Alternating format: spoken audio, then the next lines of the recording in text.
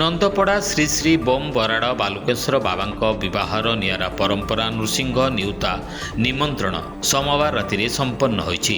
ଜ୍ୟେଷ୍ଠ ମଳ ମାସର ଅମାବସ୍ୟା ଯୁକ୍ତ ପ୍ରତିପଦା ତିଥିରେ ପରମ୍ପରା ଅନୁସାୟୀ ବାଲୁକେଶ୍ୱର ବାବାଙ୍କ ପୀଠରେ ସୋମବାର ସକାଳେ ସ୍ୱତନ୍ତ୍ର ପୂଜାର୍ଚ୍ଚନା ହୋଇଥିଲା। ଅପରାହ୍ନ 4ଟାରୁ ରାତି 8ଟା ପର୍ଯ୍ୟନ୍ତ ବେଶ ନୀତିରେ ସେବାୟତମାନେ ଠାକୁରଙ୍କୁ ସୁନା ଓ ରୂପା ଏବଂ ଫୁଲରେ ସଜ୍ଜିତ କରିଥିଲେ। ପରେ ରାତି 8ଟାରେ ନନ୍ଦପଡ଼ା ଛକଠାରେ ପଣ୍ଡିତ ଶଶାଙ୍କ ଶେଖର ମିଶ୍ର ରଥାରୂଢ଼ ନୃସିଂହ ପୂଜାର୍ଚ୍ଚନା କରିଥିବା ବେଳେ ବର ପିତା ରାମଚରଣ ମିଶ୍ର ମହାଳତୀ କରିଥିଲେ। ନୀତି ଅନୁସାରେ ବାଲୁକେଶ୍ୱର ବାବା ଓ ଦେବୀ ପାର୍ବତୀଙ୍କର ଲୌକିକ ବିବାହ ଦେବଦେବୀଗଣ ସାମିଲ ହୋଇଥାନ୍ତି।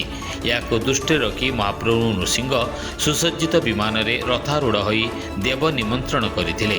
ଶୋଭାଯାତ୍ରାରେ ଶଙ୍ଖ ଘଣ୍ଟ ଦୁଲୁଦୁଲି ଧମାଲ ବାଦ୍ୟ ମୟୂରଝାଲ ନୃତ୍ୟ ମେଲୋଡି ସୁସଜ୍ଜିତ ରଥ ଆକର୍ଷଣ ପରବା ଡିଜିଟାଲ ଓ ପାରମ୍ପରିକ ଆଲୋକମାଳା ସାମିଲ କରାଯାଇଥିଲା।